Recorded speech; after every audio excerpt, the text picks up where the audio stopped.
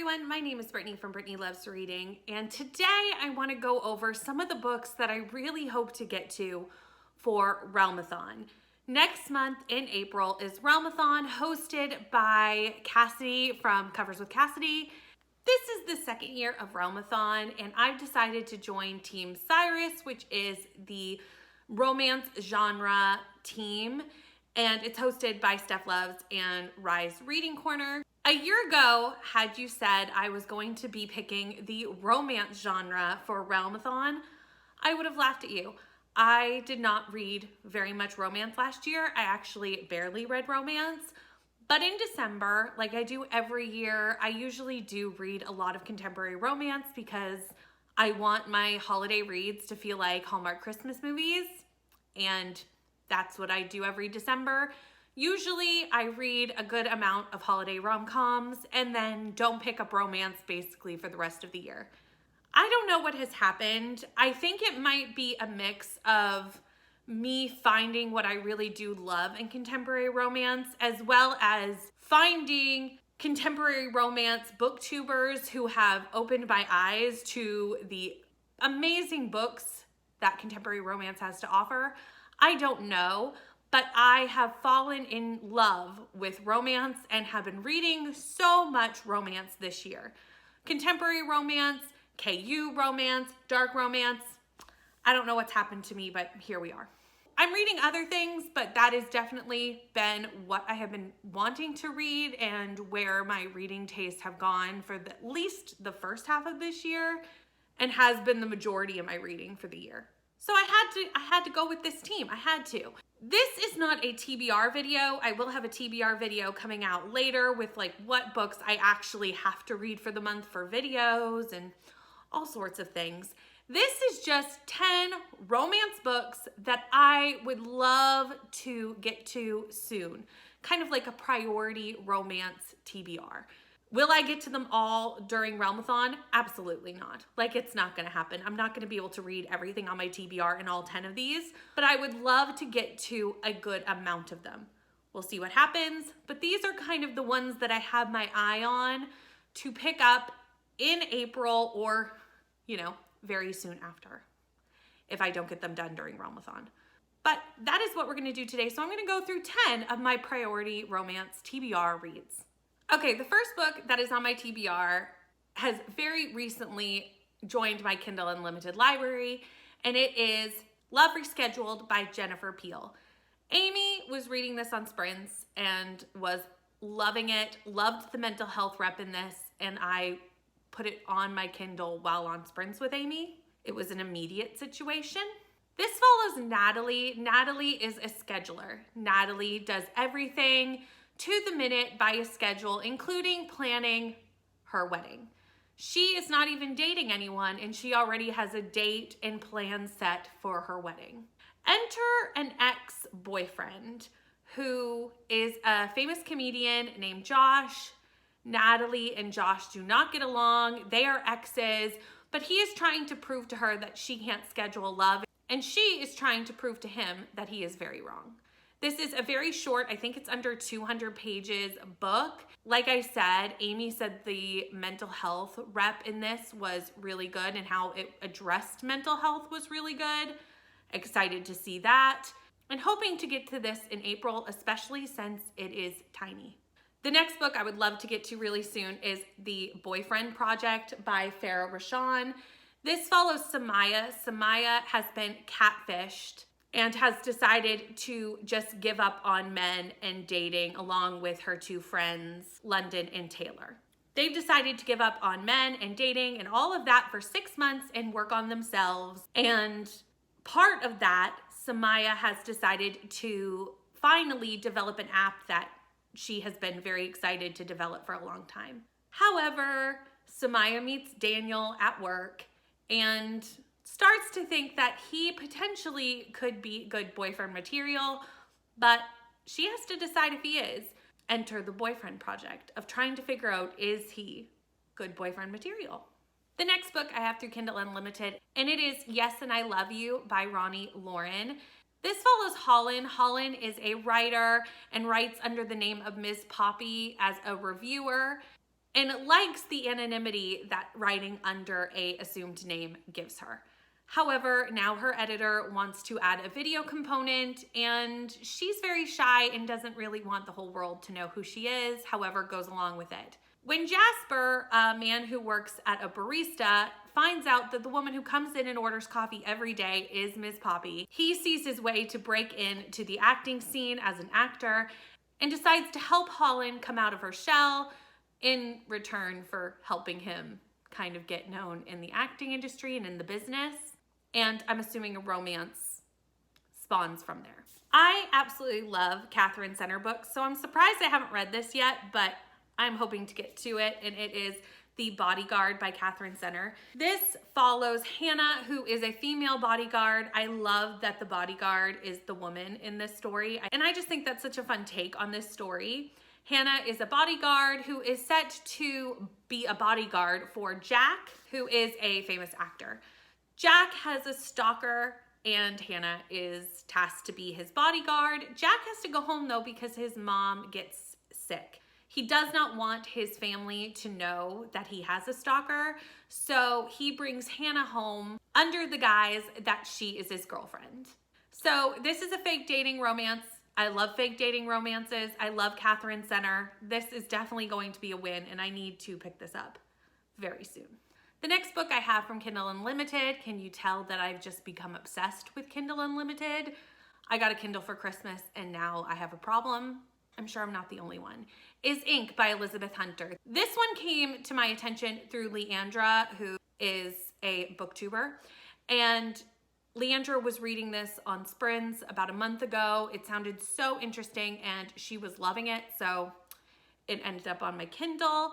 It follows Emmy. Emmy is going home to sell her grandmother's bookstore, but things happen, and for some reason, Emmy actually decides to reopen the bookstore. However, she needs something to make her bookstore stand out, so she teams up with Miles. Miles is a tattoo artist who, for reasons I cannot tell, decides to go into business with Emmy and open a tattoo shop, bookshop combo. And obviously, it's a romance. Something happens between Emmy and Miles, and things happen. I think this is a really interesting concept of a book about books, but with a tattoo shop element. It sounds really different, and I'm really glad that I even discovered that this book was in existence from Leandra. This book, I'm almost positive I'm going to get to in April because I've already started it. I read the first 2 chapters as part of a try-a chapter about a month ago now, and I planned on reading this in February, and it just didn't happen. I didn't get a chance to continue reading it in February, and I didn't get to it in March either, so I need to pick this up in February because I was really enjoying the first 2 chapters I read. And that is Hani and Issue's Guide to Fake Dating by Adiba Jigadar. This is a queer YA romance that follows, obviously, Hani and Issue. Hani comes out as bi to her friends, but her friends do not think she's telling them the truth. They think she is confused because she's never dated anything but boys before. So they don't believe her. And to make her point, Hani says that she is dating Issue, who is a straight A student in their school. Hani goes to Issue with this fake dating proposal, and Issue says, okay, as long as you help me get popular. Like I said, I've already read the first 2 chapters of this as part of the try-a chapter, one from Hani's perspective and one from Issue's, and I was really enjoying the lead up. We didn't really get into any of the fake dating. It was just more like meeting our characters, meeting their friends and family, and kind of laying the foundations for what this book was going to be. And I really did want to continue it and just haven't had the opportunity. So this is happening in April. I'm saying it now. All of these are possibilities for April, but this is like not a possibility. This one is 100% happening. It even has a bookmark in it. Like, I need to read this book. If you've been watching recently, like I said, I have fallen in love with KU, and one of the series that I really fell in love with on KU is the Wit Sex series by Ashley Rostek. I have read every book in that series. I read them within 2 weeks. I don't even think it was 2 full weeks. Like, it was really quick. I devoured those books, and I'm waiting for the 4th book to come out. And in the meantime, I am going to read another series by Ashley Rostek, and that is the Maura Quinn series. But the first book in that series is Embrace the Darkness. To be honest, the synopsis for this book is teeny tiny, and I know very little about it, except that Maura left her family but is now coming back. She is the daughter of a crime family, and I think this may be a mafia romance, but I don't know that to be the case. Again, the synopsis is very vague and does not tell me a whole lot, but it is a dark romance, and it's by Ashley Rostek, and that is really all I needed to know. The next book I want to get to really soon is The Sweetest Remedy by Jane Agaro. Now, I have heard that this is not solely a romance. It is listed as contemporary romance, but it does have a very strong family element, and the romance is not necessarily the main focus of this book. And I wanted to mention that because I've heard some people did not like it just due to a kind of a mismarketing situation, but it is a romance with a strong side of family drama, and that's why it's on this list. Hannah has never known her father, but her father dies, and this takes her on a trip back to Nigeria where her father lived, to his funeral where she meets her Nigerian family and learns about her Nigerian culture and background. While there, she meets a man and has a relationship, and that's pretty much all that I know about it. But I'm excited to read it and see kind of this intrigue of finding a family and learning about a father that you didn't know about and having a romance element. I had to put a most anticipated release on here, and that is The Foxglove King by Hannah Whitten. This is a fantasy romance. It is the first in a series, but it just came out. I have a NetGalley arc of it that I did not get to before the book came out, but I'm going to prioritize this for April so that I can kind of start to get a little bit caught up on my NetGalley arcs. I'm getting a little behind. This follows Lore, and at the age of 13, Lore escaped a cult in the catacombs under the city of Delaire. And for the last 10 years, she has lived by the mantra, don't let them catch you. But magic is rising, and there's a lot going on that the synopsis does not really make it very clear, but there's magic and all sorts of things are happening, and this cult is starting to catch up to Lore. And she needs to find a way to get away from this cult. This has political elements, religious elements, and also a forbidden romance, and I'm here for it. The last book on this list is Book Lovers by Emily Henry. I have heard mixed things of whether this is a romance, but it is marketed as a romance, so here we are. It follows Nora. Nora is a literary agent getting deals for the authors that she loves. And Nora decides to go away with her sister Libby because Libby begs her to go on a sister's trip to a small town in North Carolina. Nora's going to be away for a month. She meets quite a few men in this small town, but one stands out, and that is Charlie. Charlie is a book editor. He is gruff, and Nora actually knows him from the city. And they have been enemies for a long time. They just don't get along, and every time they meet, it never ends well. It ends with bickering and fighting, and they just don't like each other. But I have a feeling this is kind of a hate to love romance between Charlie and Nora. This will be my first Emily Henry. I have not read Emily Henry. I own a lot of Emily Henry, but I haven't picked them up, so I need to do that. Plus, it's a book about books, which is usually a win for me, which is why this is going on this list.